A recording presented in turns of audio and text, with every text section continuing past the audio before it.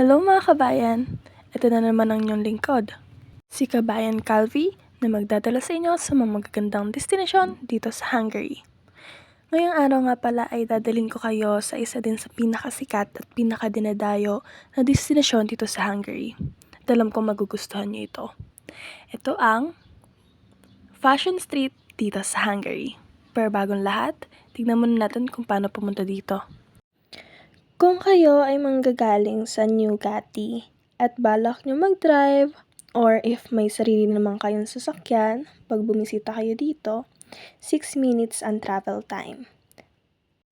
At kung sa public transportation naman, train stations lang ang available. Pero don't worry, para nag-drive din naman kayo ng sarili nyong sasakyan dahil sa 6 minutes lang din naman ang travel time nito. Ang empty train ang available dito.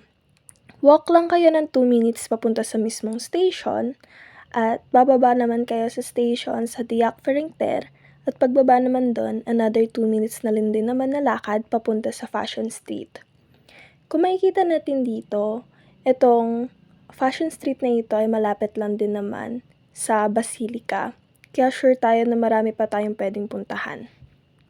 At sa mga kababayan ko namang healthy living dyan, may option din naman tayo na pwedeng maglakad papunta naman dito sa Fashion Street. Pero medyo matagal-tagal nga lang dahil 20 minutes ang kailangan yung i-allot na time papunta dito sa mismong lugar na ito. At sa mga kababayan ko naman na magagaling dito sa Caleti at may sarili kayong sasakyan, ang kailangan nyo i-allot na time ay 10 minutes papunta dito. At sa mga gusto naman mag-public transpo, kagaya dun sa New Gati, M2 train naman dito ang available lang, red na M2 train. 10 minutes ang kailangan nyo i-allot na time papunta dito at meron siyang 3 stops, kaya medyo matagal-tagal. And gaya lang din naman din sa New Gati, sa Diakfering-tér lang din ang bababaan pag dito kayo manggagaling. And meron nga lang itong 5 minutes walk right after nyo makababa sa Diakfering-tér. At para doon naman sa mga masisipag nating kababayan na gustong-gusto laging mag-exercise sa bawat travel, dito naman ay 34 minutes ang kailangang allot na time papunta dito sa lugar na ito. Medyo matagal-tagal, pero kung gusto nyo naman talaga magpaka-healthy living, magandang way ito, since kalahating oras din siya. At yun na mga kababayan. Just a fact check lang, itong Fashion Street na ito ay kilala dahil sa mga boutique na pwede nating puntahan dito. Kaya yung mga taong mahilig sa fashion dyan, marami kayong mapupuntahan dito ng mga luxury na brands at mga kainan din na pwede niyong puntahan. Hindi lang yun, marami din kayong pwedeng libutin dito, gaya ng first stop natin, itong Ferris wheel. Dito sa Hungary. At sure akong magugustuhan nyo. Sa mga gustong mag-visit, ito ang kanilang schedule. Ito din yung mga iba't ibang picture ng Ferris wheel at yung pool na makikita nyo doon.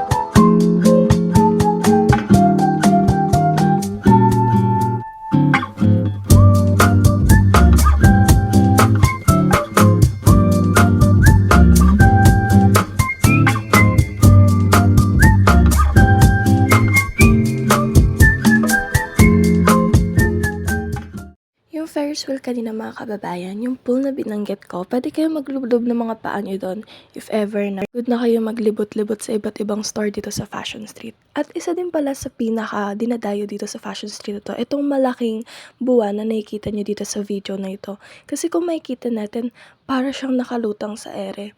Kaya mostly ng mga tao dito curious kung bakit yan nandyan and paano yan dyan nailagay.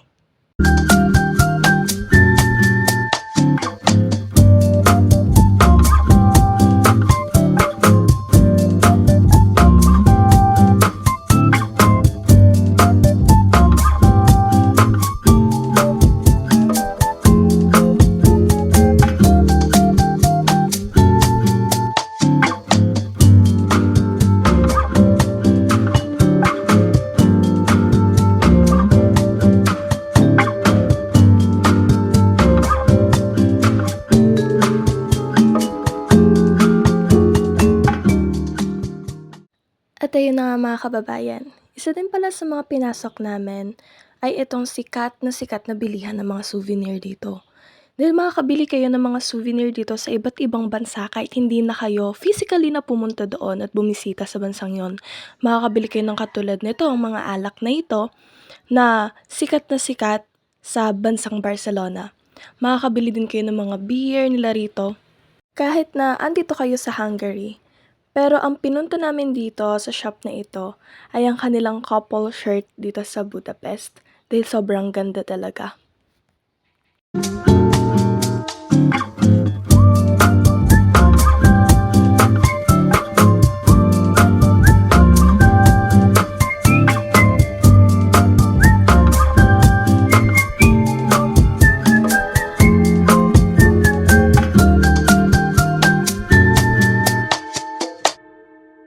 Ang next stop naman natin sa gala ngayon ay ang simbahan na nagdadaos ng kanilang English Mass every Sunday 6 p.m. ng hapon.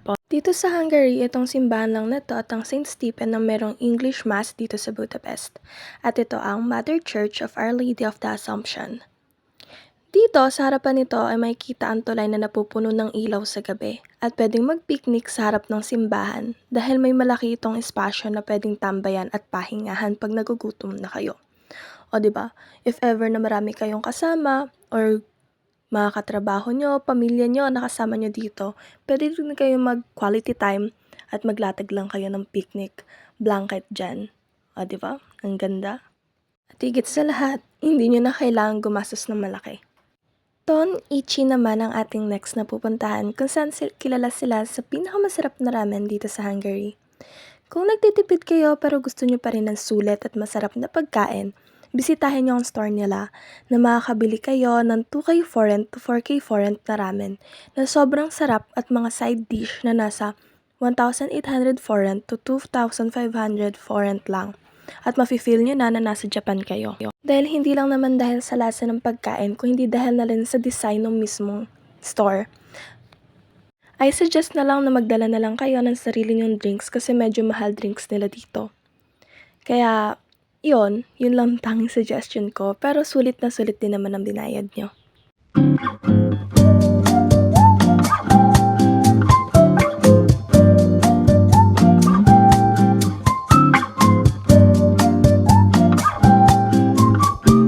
Ang sunod naman nating destinasyon ay itong Cinema Mistika dito sa Hungary.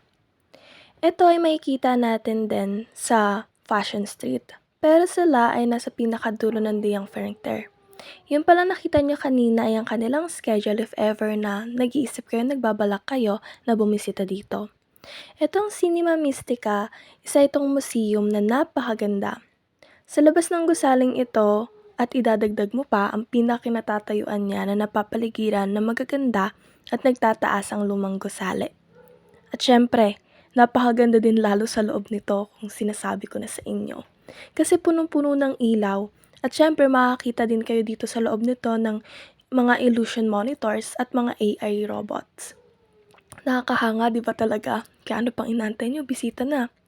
Nagkakahalaga lang naman ito ng 15 euro ang entrance dito.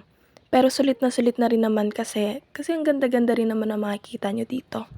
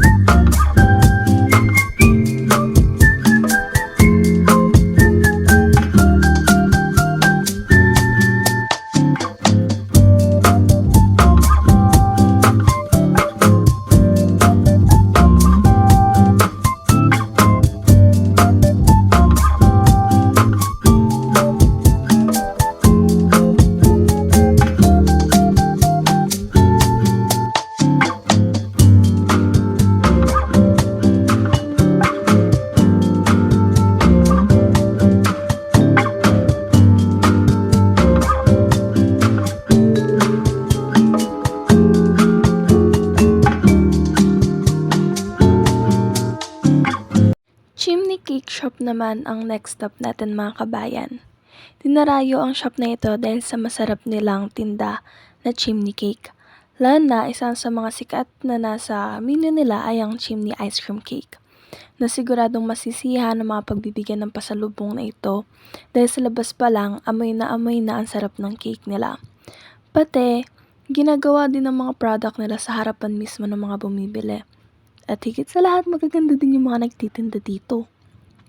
Since likas naman sa ating mga Pilipino ang mag-uwi ng mga pasalubong pag-uwi sa mga bahay-bahay natin. Kaya maganda rin to na subukan at itry.